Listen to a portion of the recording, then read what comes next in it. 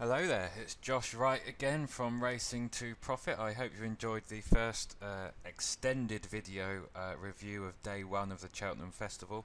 I'll try and keep these days 2, 3 and 4 a bit sharper and a bit shorter, but you know me by now, so we'll see what we can cover. It isn't really just a simple review of the festival in terms of horses we can follow and who ran well in the races, etc.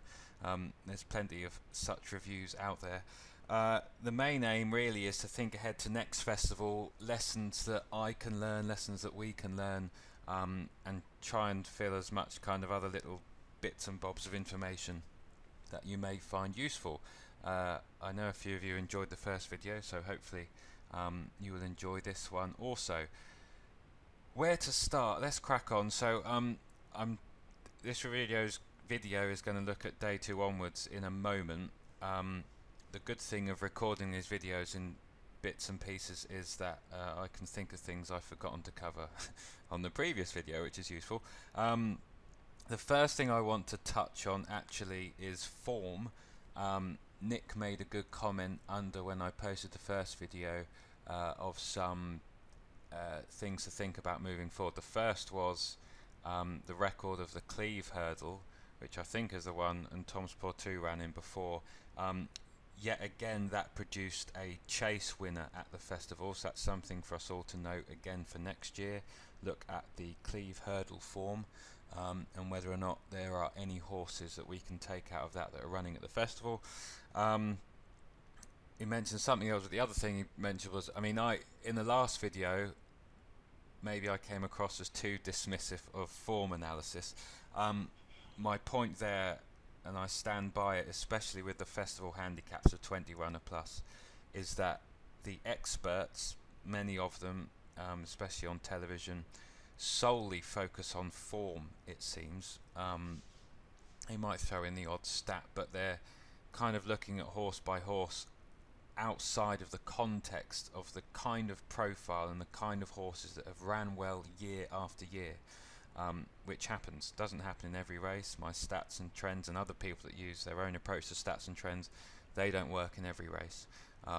That would be a bit silly if they did, I suppose, but they work enough and they highlight the type of horse and the type of profile that you need. And for me, in that sense, form analysis in the traditional sense of what horse beat what horse, the level of form, the ratings of those runners around them and what they've gone on to achieve, etc., is an important factor, but it's nowhere near the top of my list when I approach races at the festival. It is all primarily about profile, what type of horses have done well, who's suited to conditions, do any have previous festival form, are they open to improvement in that sense. And then we can use other form analysis to look at shortlisted horses to work out who may have the best form. But a lot of the time we are looking at horses on a lot of the profiles who are still open to improvement and should at some point be running better than their current mark or their current handicap mark if they're in a handicap, obviously. Anyway, with that said, so yeah, I am dismissive of an approach which just is based on form with festival handicaps. Maybe that's an indication of some of my own deficiency, because I'm not a big form is everything punter, as anyone who's followed my blog for any amount of time will know. That is an area I can improve on, and Gigi's Gold and other tools are great actually at looking at the what's next and in a kind of quick, easy way seeing how horses have done from certain races and the strength of a form of a race. So there's always things to improve on, but the stats and trends for these type of races and the way I do it certainly is something that I won't be changing, and is something that has worked so far this season and worked at this festival and has worked at kind of all the previous festivals I've done. So Cheltenham festivals, that is. Anyway, moving on from form, I just want to touch on the Ultima Handicap chase and John Joe O'Neill's chaser, who I did note down but failed to touch on in the video, and actually also touch on the old course versus new course in terms of pace, which I mentioned but maybe without explaining myself, and that is important for the context of Go Conquer. who we can see here, who came a decent 5th place. Now the old course, new course is something that I started to get an idea of when I went to the Cheltenham preview at Aintree, not this year, the last, and there was a discussion of Charlie Longston and Ben Pauling, I think Andy Holding as well, where in general the old course pays to be a bit more patient, and that is normally, especially in big fields, because of the way the track's configured. Before they turn into the straight, they're kind of hurtling down. They've got that long hill that they come down, and the thinking being that too many horses, or the pace is too fast when they go down there, and those near the front can often, not always, run out of gas when they turn in, and they've got the hill to climb. They don't have as much of the hill to climb as they do on the new course, but it still takes some getting up that hill. And if you've gone too quick and used too much energy hurtling down the hill that kind of enters before you enter the straight, that is the reason for that. And of course, in all these big field races and any big handicap at the festival or big other 20 runner race, normally a lot of jockeys want to get a position, and you can be guaranteed of a firm pace, and they normally go too quick. That is arguably, and I say that is arguably what happened with Go Conquer, who led for most of the way, raced prominently for most of the way, and did well to kind of run as well as he did. Him on the shortlist or not, but my concerns with him pre-race, if this ever loads, were possible. Didn't think he'd get an easy lead, and if he did, I thought, but he still jumped very well. I think travelled strongly. He is certainly a handicap chaser to take note of moving forwards. If this ever loads, here we go. I really do need to buy a new computer. Let me whiz down. So yeah, he ran well here at Cheltenham off a mark of 1:37, which he can clearly win from. That was his 8th chase. Of note, I suppose, his form had been on flatter tracks, getting beaten by Double Shuffle, who's ran well since, I believe, and is a decent chaser. Tenor Nivernais just obliterated him there. I suspect that was due to the soft ground. It looks like good to soft is the softest he wants it. Slight bit of cut, but not too soft. And the other thing is whether or not he needs a flatter track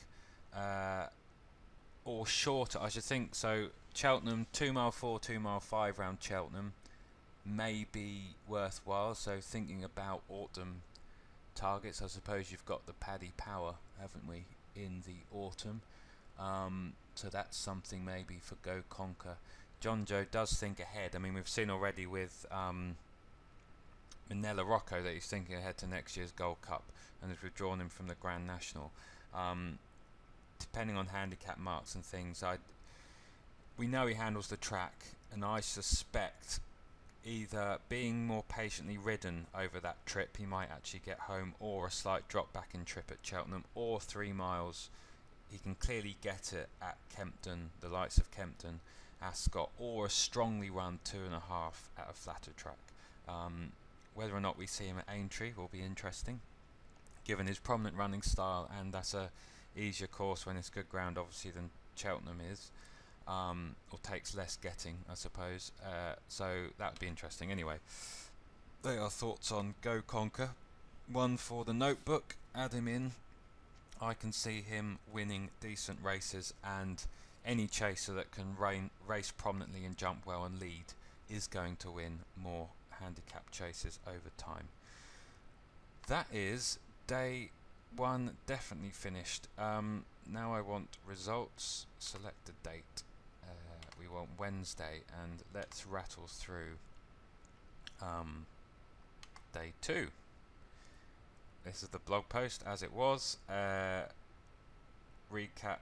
Alright, so 2:10, the RSA, Bells Hill and Whisper.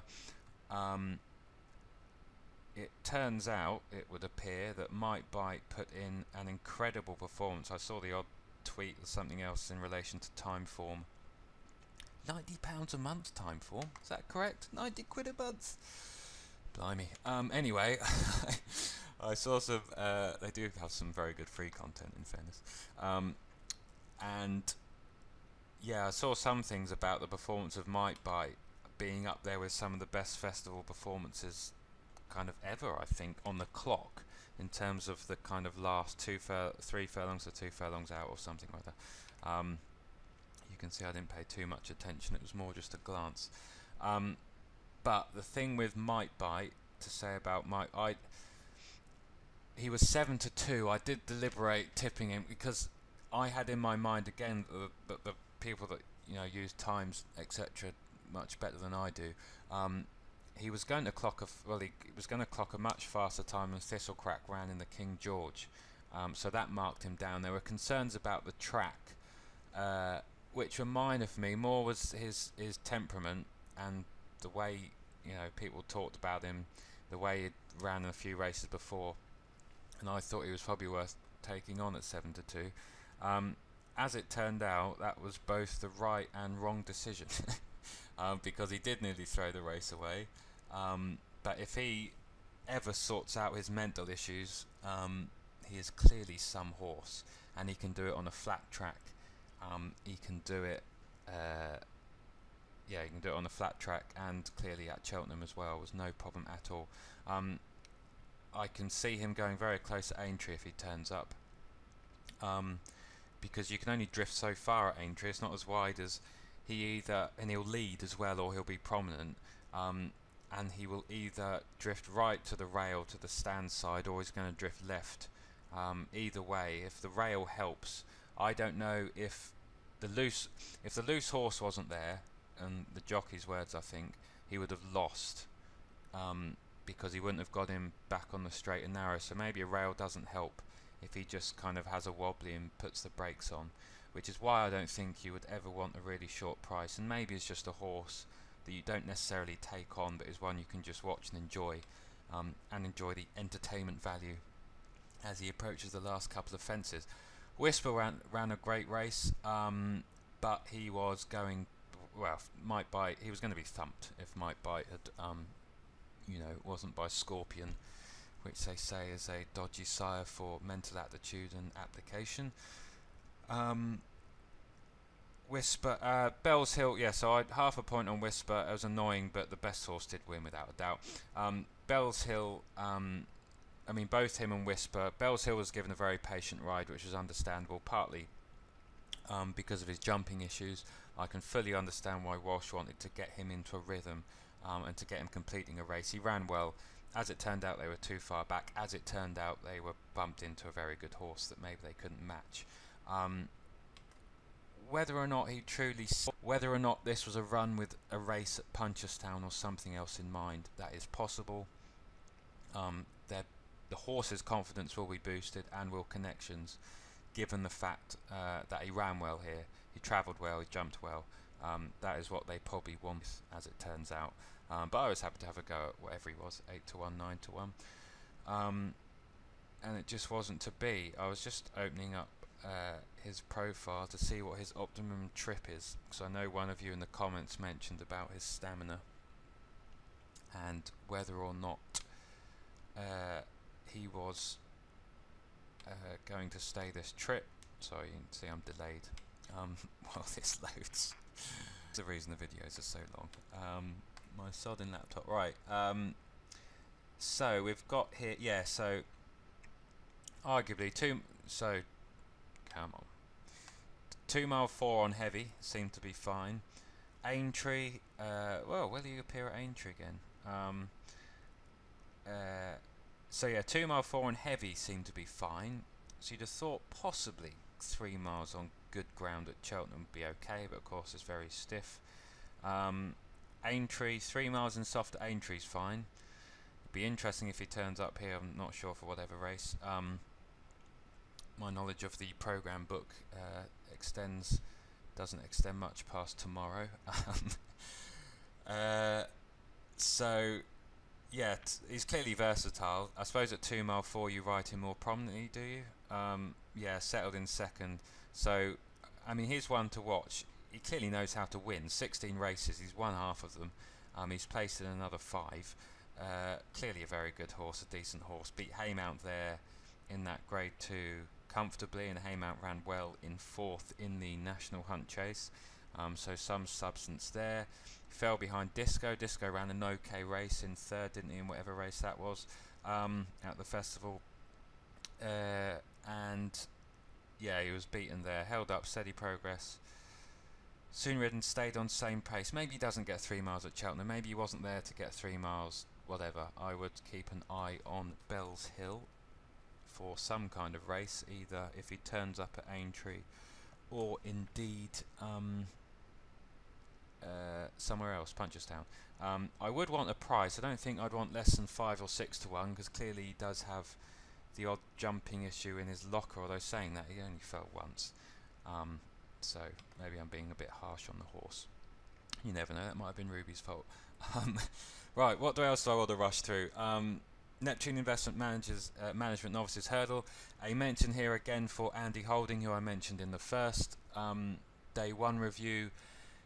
The Cheltenham review at Aintree that I've been to for 2 years now is good fun. John Parrott on the panel, who's a good laugh, good sense of humour.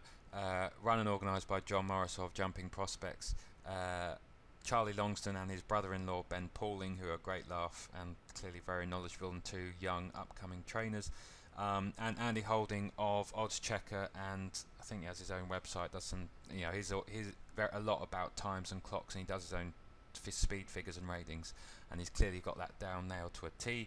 He told us before this race Willoughby Court was his biggest bet of the year to date, before Cheltenham anyway, and before he ran last time out before this race at Warwick, because the race before that he'd put on the most impressive time on the clock figure of however he does it, of any novice that season, over that distance I assume, but anyway, he piled into him at 8 to 1 at Warwick, and he hacked up there. Ben Pauling was very bullish as well. Everyone said it was a great each way bet. I told you in the let's have a look in my other thoughts section, which was just some general musings. Where are we? Let's just scroll to the bottom. Yeah, other thoughts. Neil Morph could be special, but I won't be taking that price. Two each way shots against the field. Maybe Willoughby Court. And Shattered Love. Form as a ground niggle, but unknown bloody well. Anyway, so he was 16 to 1. I had a fiver on him. He paid for pretty much all my other thoughts, I think, throughout the rest of the week. But that's what it's about. It was good fun. And the tips were the main focus, and they did well, as we know, so that was good. That was something to cheer. On pace, as I said, track, etc., irrelevant if a horse can get an easy lead. And they say, and Willoughby Court received a lovely ride from David Bass. He was able to dictate and do his own thing out front, and that is dangerous for any horse that has a touch of class and ability, and clearly stays a bit further as well. And I think he just out-battled Neon Wolf, who will get better for experience. They clearly think he's going to be a great chaser. That form could work out really well, I think, and I wouldn't bash Neon Wolf for not winning that. He looked a slight green, or if he couldn't go past Willoughby Court, or he was out-battled, he was certainly, or outstayed, I'm not sure, or he's just bumped in to a very good horse. But Willoughby Court's one to note because he's a prominent running style. If he's ever able to dictate, beware, and he clearly also handles an absolute bog as well. So good on Ben Pauling for having a good horse who is versatile. And obviously with some of the problems he's had with some of his other good horses this year, that will have lifted the mood, no doubt. Right, Coral Cup Handicap Hurdle, Grade 3. This was the first of, the handicap tipping races where did we have a blowout here? I'm just trying to think. Certainly I didn't find the winner, and I will now touch on certain things to do with that. So who did I tip? Ah yes, Calandria, Peregrine Run. I don't know what I think about those. Skormir, SM, however you want to say his name. Dare say some Irish are shaking their head in disgust at my poor pronunciation. Now he came 5th in a race where, did they pay down to 6th? Well, they definitely paid down to 5th. I didn't back him each way.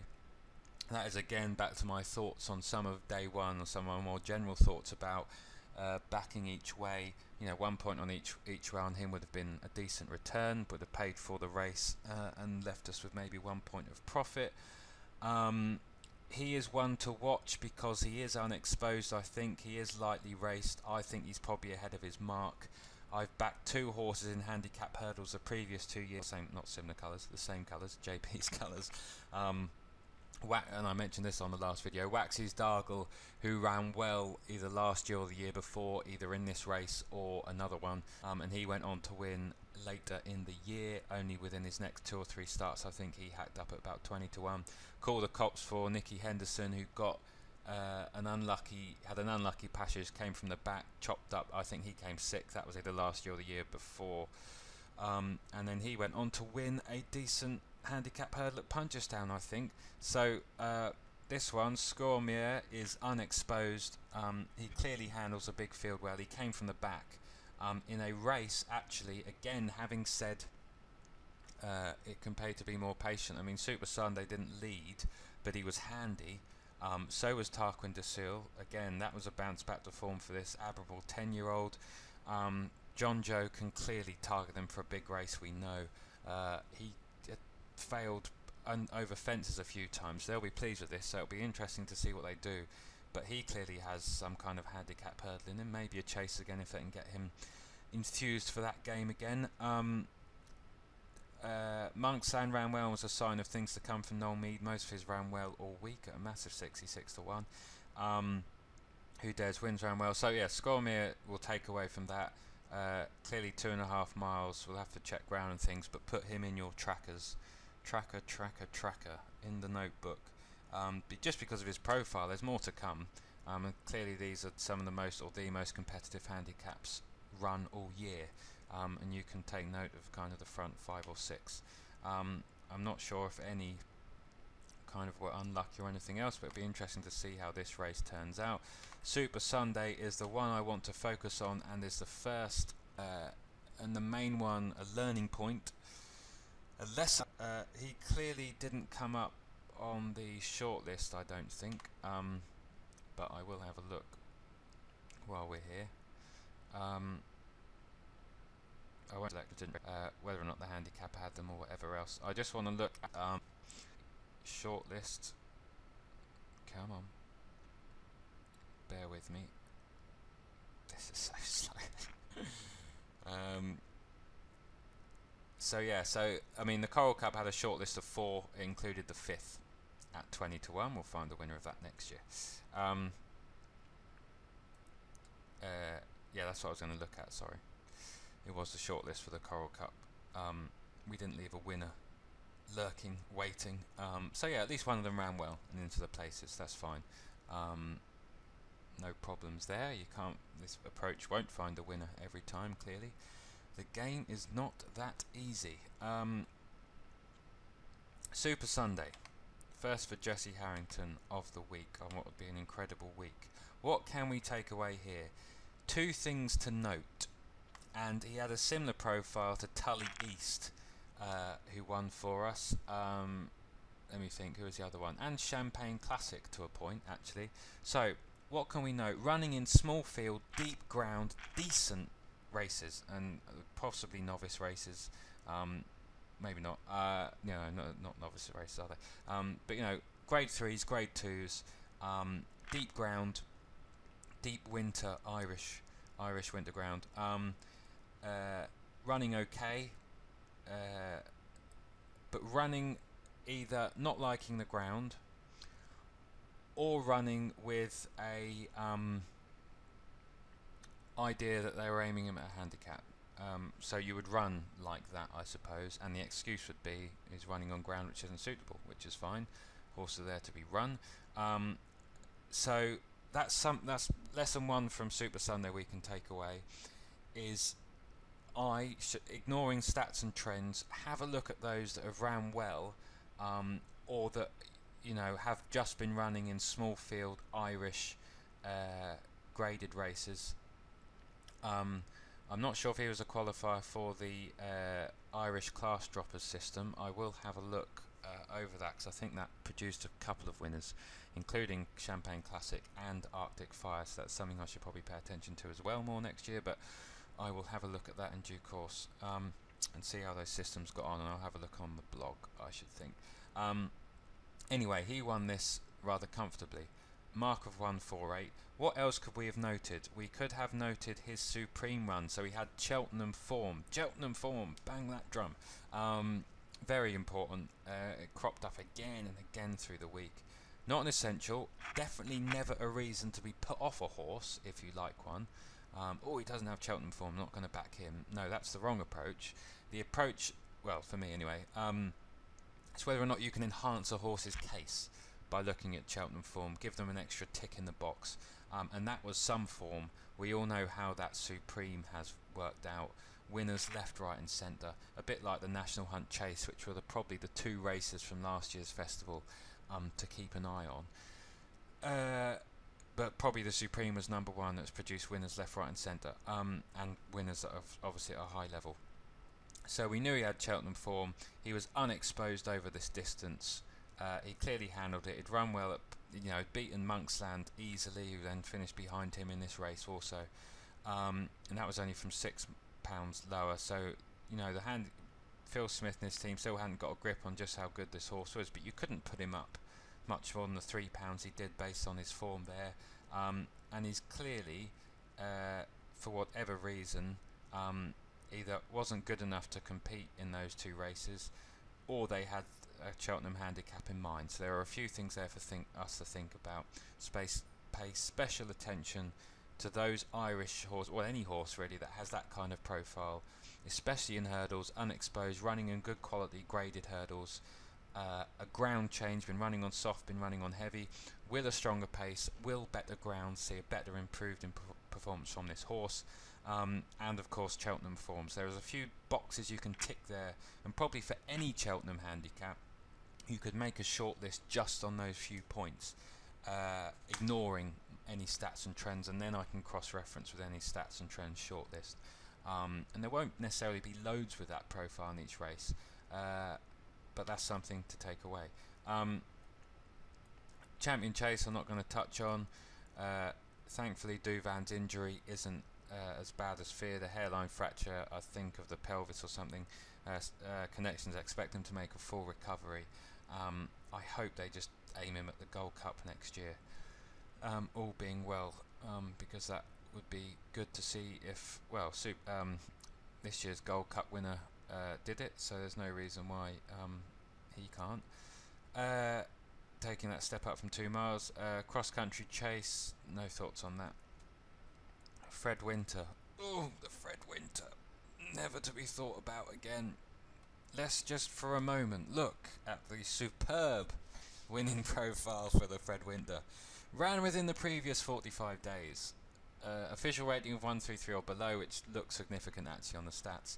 1 to 14 career runs, 6 or fewer handicap runs, 0 track runs. They might improve for the track, improve for the being able to run up the hill, which the winner did. And they had 1+ career win, those with UK form. All there. Simple. 1, 2, 3, 4, 5, 6 bullet points in order to attack a how many runners? 22 runner race. We have 6 bullet points. People say, oh, the festival handicaps, they're far too difficult. How do you find a winner of the Fred Winter? You use some stats and trends to help. That's how. Let's scroll down. How many fitted this profile? The winning profile of just those 6 bullet points. Left 3 horses. 3. Only 3, Josh. Flying Tiger, Dream Catching, Percy Street. Now here's a good idea, folks. Ignore the biggest price one and just tip the other 2, as you can see there. Oh, painful. And it gets worse because we'd covered ourselves on day 1. We'd won 25 points. We'd covered the bank. The worst we could finish in the other 3 days was to finish on 0 if I decided to blow those 25 or so points. That was the worst case, so we had freedom. Never again, when there's a short list of 3 or 4 from a big race and there is a horse priced over 16 to 1, never again will I not just tip them. Just tip them. And it's not just tipping them, it's backing them with my own money. I'd have quite liked to have had 10-20 quid on him at 33s. Or that 57 to 1 Betfair starting price. That was amateur hour in the stats trends shortlisting approach. Only 3. I've no problem with backing the other 2 at all. Fine. Dream catching 12 was just fine. Nichols had mentioned some positive things, and it was Nichols and Henderson, who both, well, Henderson had been doing well at the festival. Nichols had a great record in the race, so I've no problem with tipping either of those. I know, and this was noted before in my own mind, not necessarily in the right, that Percy Street and Flying Tiger ran in the same race before this, so it does get worse. Flying Tiger finished ahead of Percy Street.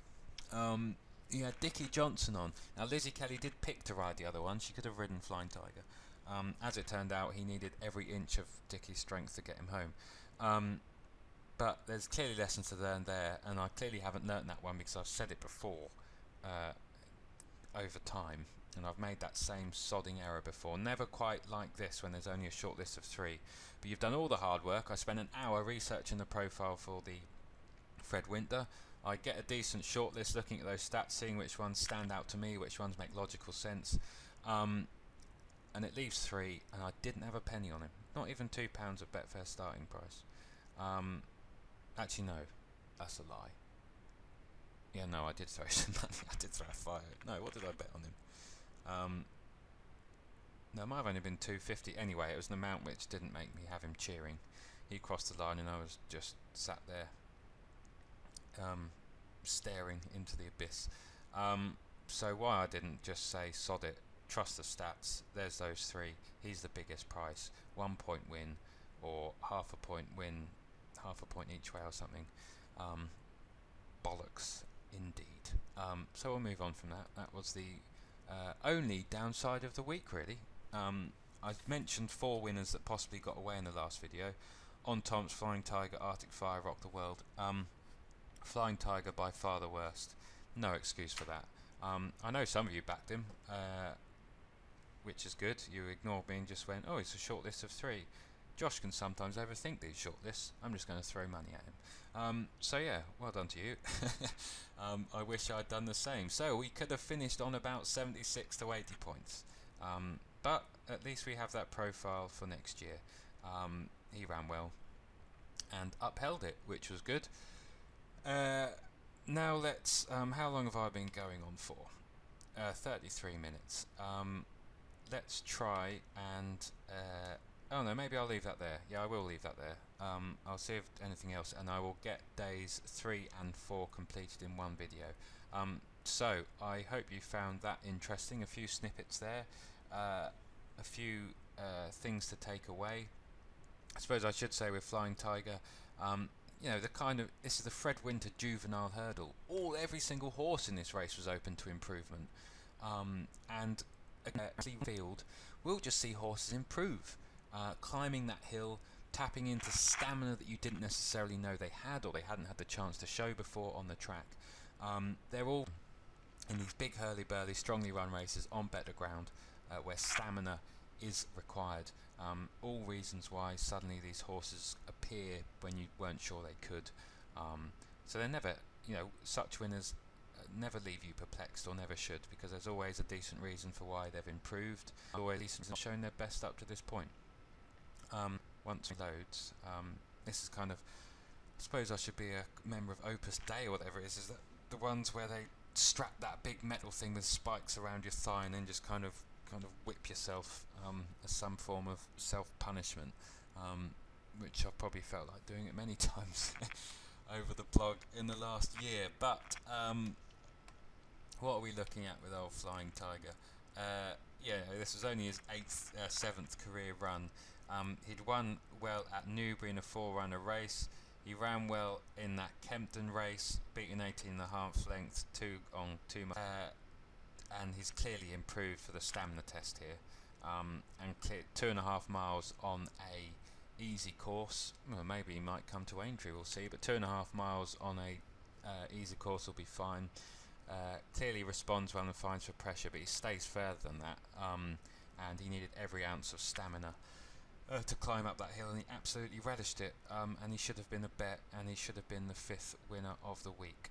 And he is the only other one from every other race covered that was the closest and should have been tipped. So I'll apologise for a final time for that. I would have quite liked to have won 500 odd quid backing him, but I didn't. So there's lessons to learn there. The important thing is I now learn that lesson. So if ever again there is a short list of 3 or 4 or maybe even 5 and there is a horse at 33s or 16s or bigger, whatever, and I haven't tipped them or haven't given them a strong mention or haven't put half a point saver on, or just in case half a point, comment, let me know, say, Josh, what are you doing? Go and have a lie down, clear your head and come back and think about it again, which is probably what I should have done. But these mistakes happen during the festival week, sometimes because it is rather draining and mentally tiring. But yeah, that's enough on Flying Tiger, and that's enough for this video, I think. Again, I hope there's some snippets there. There's a handful of horses we can take away. Go Conquer, Bell's Hill, Square Muir, or however you pronounce that, and a few other bits on reasons and for why things were as they were. So yes, I will leave that there. I hope you've enjoyed this video, and I will crack on with the other 2 days and get those finished ASAP also. Thanks for your time, thanks for listening, and until the next time, this is Josh saying bye for now.